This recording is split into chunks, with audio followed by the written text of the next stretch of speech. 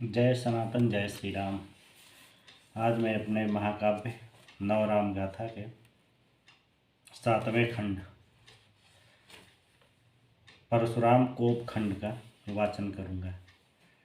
ये भी बड़ा खंड है, लगभग 256 चौपदियाँ हैं इसमें, 200 से 259 चौपदियाँ हैं इसमें। इसको दो भागों में मैं पढ़ूंगा। प्रथम भाग अब मैं प्रारंभ कर रहा हूँ। निर्लज्ज निपते अब खड़े हुए, अपनी पशुता पर अड़े हुए, घोषित हैं क्रीड़ा का निर्णय पर नीचों के मन चढ़े हुए।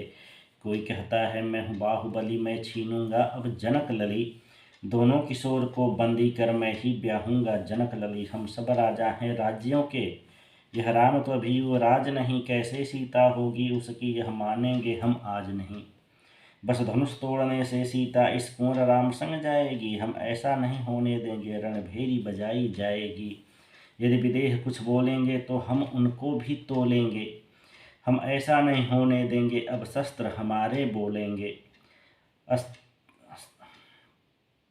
तभी सज्जन नृप हैं बोल उठे, धनु देखत साहस कहाँ छिपे। धनु को टस से मस कर न सके, तन बसन स्वेद से भींगे भींगे। जैसे धनु से लज्जित होकर चुपचाप यहाँ थे बैठ गए, वैसे भी अधिक दुर्गति होगी यदि रत्ती भर भी ऐंठ गए।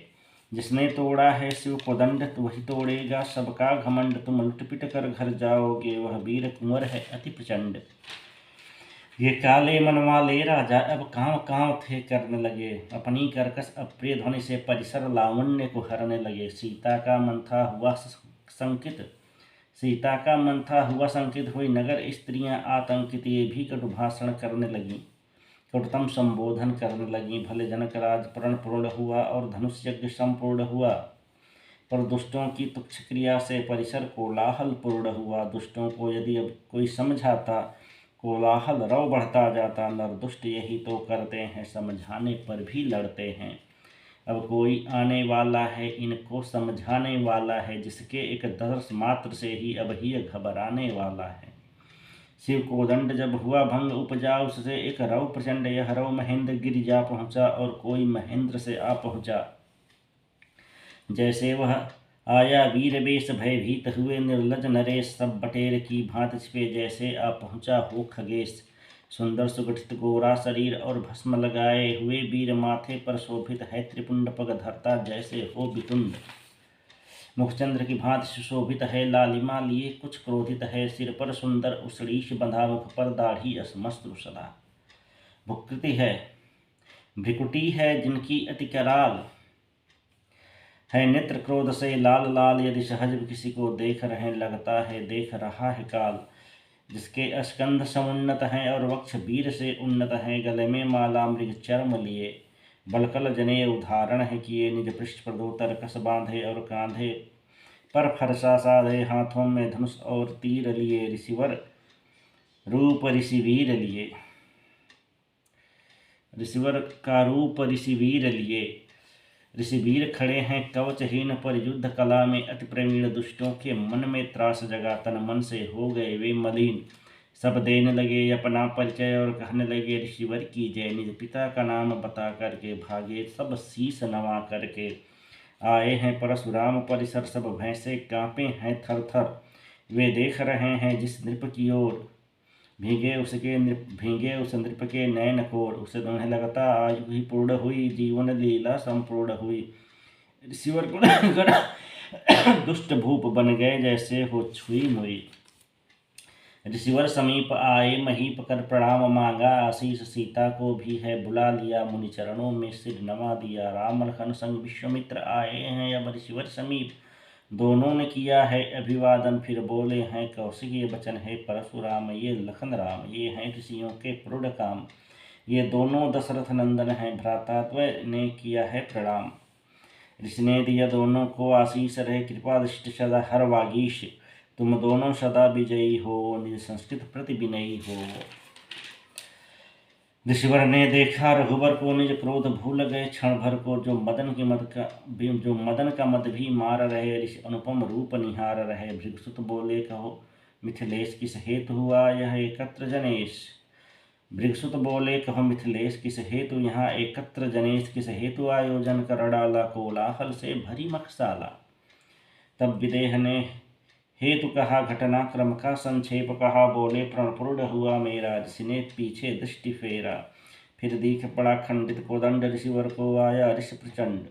बोले है वचन अति विकराल, दे दुष्ट जनक क्या कर डाला।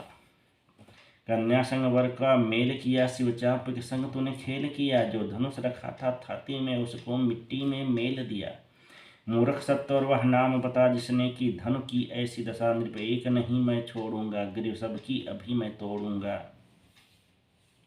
तो सुन ले मूर्ख वचन मेरा, कर दूंगा राज्य नष्ट तेरा, अब उचित यही वह नाम बता दे, एक मुझे और शेष बचा।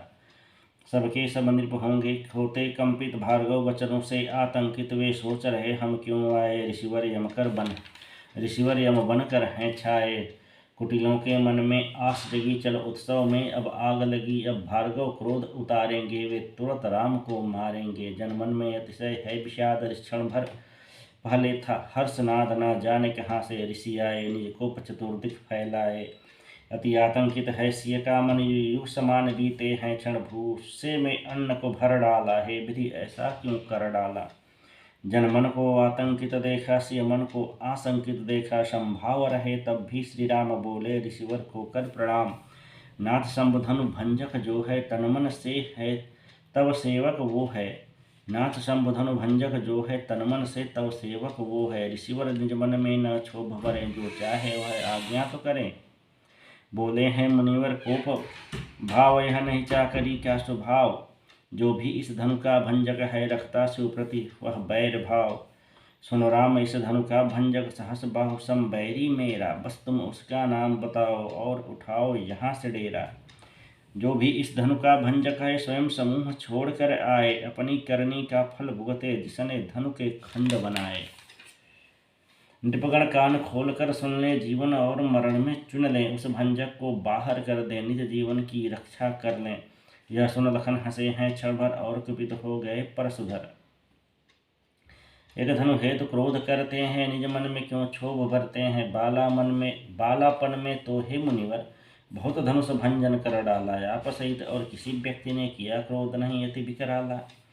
एक धनुष के हेतु हे ऋषिवर क्यों ऐसी लीला करते हैं, निज तन मन को क्रोध दिलाकर निज मन में पीड़ा भरते हैं। हे मुनिवर, है आपके लीला से सुलीला को लज्जित करती।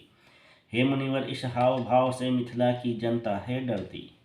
एक धनुष के हेतु नाथ स्व सीमातीत हुए क्रोधित, है नाथ आप तो ऋषिवर हैं, यह क्रोध नहीं होता शोभित।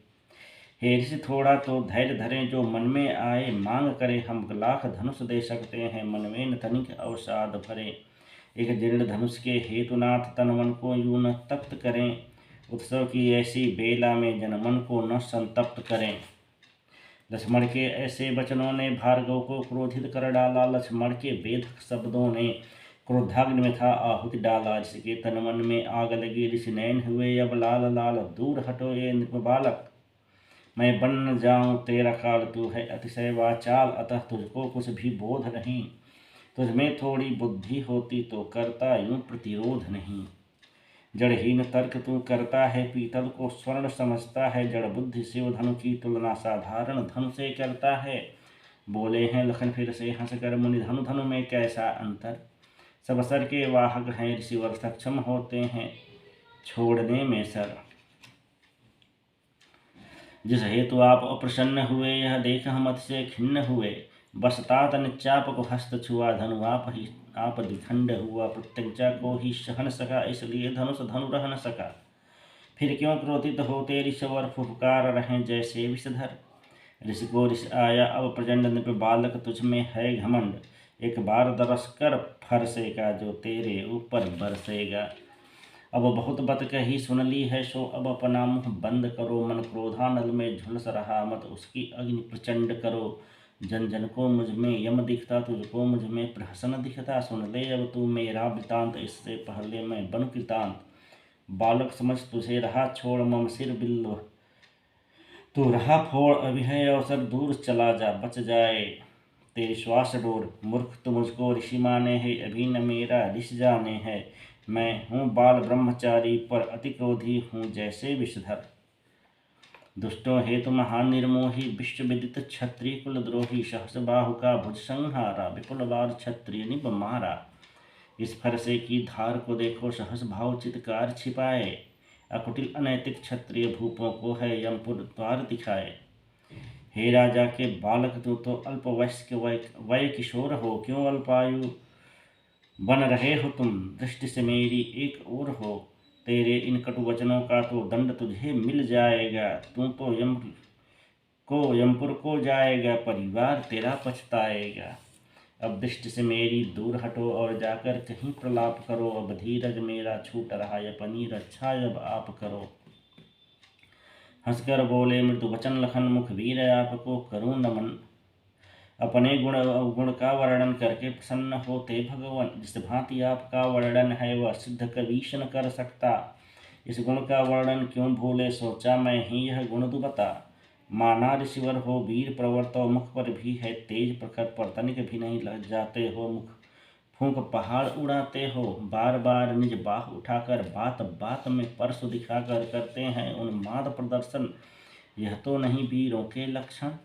इस धरती पर भीड़ बहुत है और धरती पर भी वीर बहुत हैं। आप तो अतिशय धैर्यहीन हो, पर धरती पर धीर बहुत हैं।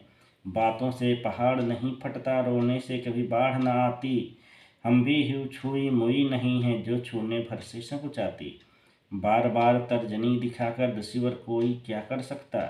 यहाँ कोई कुम्हड़बतिया नहीं, जो तर्जनी देख मर सकता।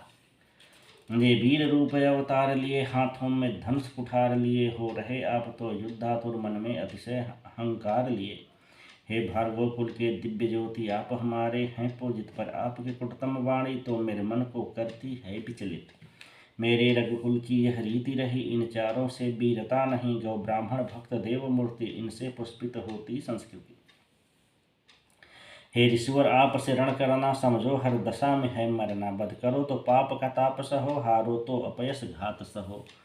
न मारो तब भी चरण धरें, और मारो तब भी चरण पड़े। निज कुल मर्यादा हेतु प्रभु, हम वज्र सी आपकी बात सहें। ये धनुष बाण और दो निशंग मुनि व्यर्थ लिए हैं, इन्हें संग कांधे पर रखा है, क्यों कुठार है व्यर्थ बढ़ाता तन पर भार। मुनिज्येष्ठ आपके सर आसर निकले जिनसे बाणों से बचन। मुनि जिह्वा आपकी है कटार, नेत्रों से बरसे अग्निधार। हे मुनिवर आपकी वाणी तो बिन तन भेदे, मन को भेदे। हे मुनिवर आपके कुलिस शब्द घायल करते हैं बिन छेदे। यदि अनुचित कुछ कह डाला हो तो हे महामुनि मुझे क्षमा करें। यदि शस्त्र आपको अति प्रिय हैं तो इनके संग ही रमा करें।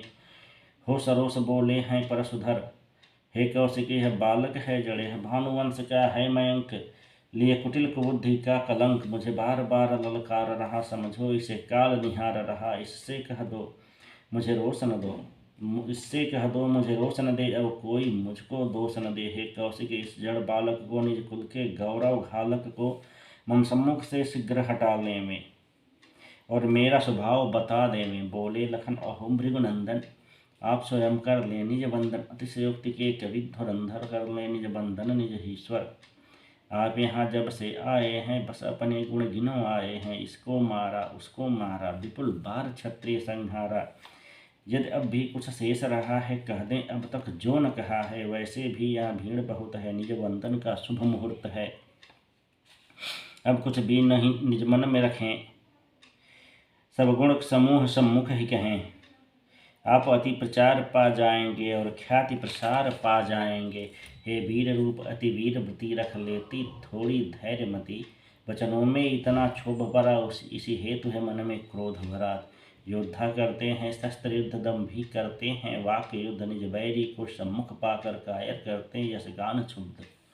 इतना तो मुझको भी है ज्ञान, मानो मनोयुद्ध कर रहे हो श्रीमान। पर इतना तो ध्यान रखें, हम भी रघुकुल का मान रखें। आप काल को ऐसे पुकार रहे, जैसे वह आपका दास हुआ। मणिकंठ आपका सूख गया, मेरे मन में तनिक न त्रास हुआ। कटु वचनों से कुछ नहीं होगा, कटु वचन नहीं देते शोभा। ललकार हुकार तो उचित नाथ, यश गान नहीं करते योद्धा। सुनकर लक्ष्मण के परुष वचन अति कुपित हुए हैं। भृगुनंदन हाथों में परस सुधार लिया और सिंहनाद हुंकार किया। मैंने अब तक तो बहुत सहा, पर यह बालक बध योग्य रहा। छोटी जिह्वा से मर्म वेद, यह कुटिल कालवश हुआ देव। कौशिक बोले, रेणुका तनय बालक के न अपराध गिने। यह लखन अभी तो बालक हैं, पर आप नियम के पालक हैं। बालक यदि कोई अपराध करे तो साधु पुरुष उसे नहीं गिने, या तो उसको समझा देवें या माता पिता को बता देवें। उसे दंडित करना उचित नहीं, या साधु पुरुष की रीत नहीं। बोले भृगुनंदन, उचित कहा, पर कौशिक मैंने बहुत सहा। यह बार बार मुझे टोक रहा, मुझे सील आपका रोक रहा। यह गुरुद्रोही मुझे समझाता, मेरे क्रोधानल को भड़काता। मेरे गुरु का है अपमान हुआ, यह कहता है बस धनुष छुआ। सिर काट करूँ शिव को अर्पण, गुरु ऋण से मुक्त हों तत्क्षण। कौशिक मुस्काए मन ही मन, अब समय हो चुका परिवर्तन, पर समझ नहीं रहे भृगुनंदन। कर रहे व्यर्थ का रण नर्तन, दशरथ के नंदन लहो खंड। भृगुनंदन समझे इक्षुदंड, भार्गव इन्हें माने साधारण, पर ये तो हैं अतिशय प्रचंड। लखन कहे, मुनिशील आपका जान रहा पूरा संसार। माता और पिता के ऋण से कैसे हुआ है तो उद्धार। पिता के ऋण से मातु को मारा, पिता के ऋण में मातु को मारा, और स्वयं को ऋण से उबारा। मुदित पिता बोले, वर मांगे, कहा आपने मातु जीवा दो। ऋषि आप सुतों में धन्य हुए, और माता पिता प्रसन्न हुए। ऋषि ऋण से मुक्त मिली क्षण में, ऋण मुक्त हुआ घर का घर में। अब गुरु का ऋण ही शेष रहा, इस हेतु तो मैं ही विशेष रहा। बीते बहुत वर्ष भगवान, अब ब्याज सहित हुआ कितना धन। तुरंत आप एक गणक बुलाएं, जो धन का अनुमान लगाए। मैं पूर्ण राशि को चुकाऊंगा, ऋण मुक्त आपको कराऊंगा। भार्गव ने लिया परस सुधार, सभा में मच गया हाहाकार। कहने लगे सभी जन मन में, बालक बोले बिना विचार।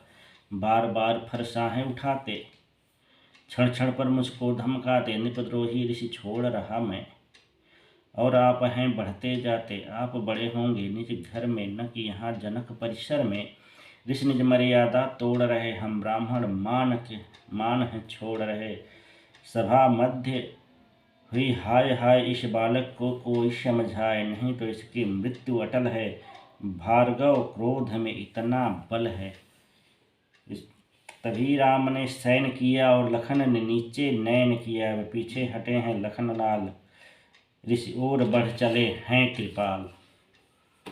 इसके साथ ये सप्तम खंड समाप्त।